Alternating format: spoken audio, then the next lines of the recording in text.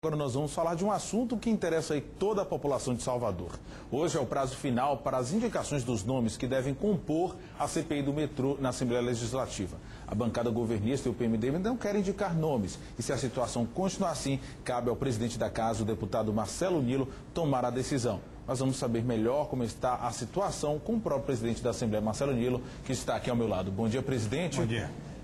Existe essa questão aí da bancada governista realmente e o PMDB não estarem interessados em indicar nomes? As informações que nós temos é que até 18 horas de hoje, tanto a bancada governista como o PMDB, eles vão indicar esses nomes. Caso eles não indiquem, eu levo para o plenário e o plenário decide o que fazer, provavelmente indicando os nomes. Deputado, foi noticiado aí durante essa semana que não é interesse do governo essa CPI. Isso procede? E, espécie alguma, pelo contrário, eu acho que interessa a qualquer cidadão a apuração de fatos de irregularidades conforme os jornais.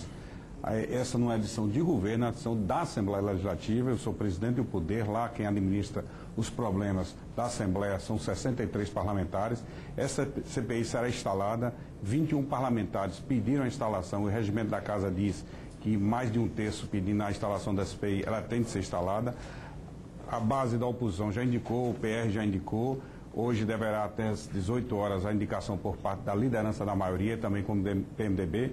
E os 8 parlamentares é que vão escolher o presidente, o relator e o vice-presidente. Não existe nenhum relator, não existe nenhum presidente, não existe nenhum vice-presidente. É a maioria dos 8, consequentemente 5 parlamentares, que vão escolher as lideranças através do voto secreto, o presidente, o relator e o vice-presidente. Caso o PMDB e a bancada governista não se definam até o fim da tarde de hoje, e hoje é a data limite, inclusive, para isso, né? Como é que vai ser esse critério aí, já que a responsabilidade passa para o senhor? Olha, o regimento da casa diz que caso os líderes partidários não indiquem, quem decide é o plenário. Amanhã à noite, vez que o prazo termina hoje, eu levarei para o plenário indique os membros fruto da proporcionalidade. A base do governo tem 4, o PMDB tem 1, o PR tem 1 e a liderança da oposição indica 2. Então será decidido amanhã no plenário às 18 horas. Mas as informações que nós temos é que o líder do governo vai indicar, o líder do PMDB também vai indicar, e esses 8 parlamentares, repito, é quem vão escolher o presidente e o relator. É óbvio que tem que ter acordo, porque nenhum dos lados tem a maioria absoluta. O deputado Elmar Nascimento esteve ontem no programa Entrevista Coletiva aqui da Band Bahia e ele falou que poderia ser um dos nomes aí à presidência desta comissão, né?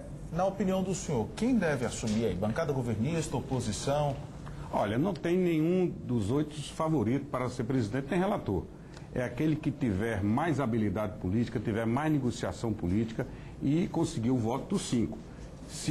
Para instalar a CPI tem que ter 5 votos, ou seja, tem que ter a maioria absoluta. Então o deputado Elmar Nascimento também é um dos membros da CPI, ele tem todas as condições para ser relator, para ser presidente, para ser vice, mas não tem nada acertado, porque quem decide são os membros das comissões e ele tem que ter 5 votos, ou seja, maioria absoluta conforme o regimento da casa.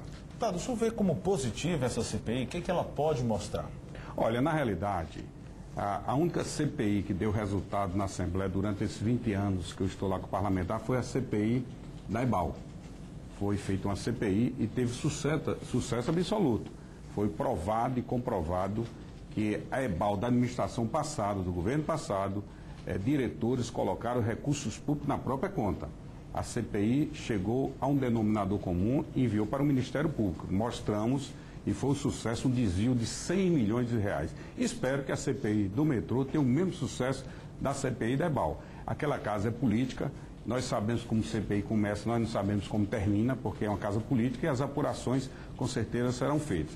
Se tiver regularidade, pode ter certeza absoluta que os membros da CPI indicarão. Agora, é óbvio que é uma casa política, de forças do contraditório, forças plurais, que eles vão decidir politicamente a apuração dos fatos. Nós sabemos como começa, nós não sabemos como termina, porque as apurações vão ser fruto do desenrolar das apurações de quebra de sigilo bancário, de sigilo fiscal, e as apurações com certeza serão feitas pela CPI. Eu espero que tenha o mesmo sucesso que teve a CPI da EBAL. Agora, deputado, o que a população realmente quer saber, e é interesse de todos, é se uma CPI como essa pode atrasar ainda mais as obras do metrô. Pelo contrário, essa CPI, um dos motivos é para agilizar a obra do metrô.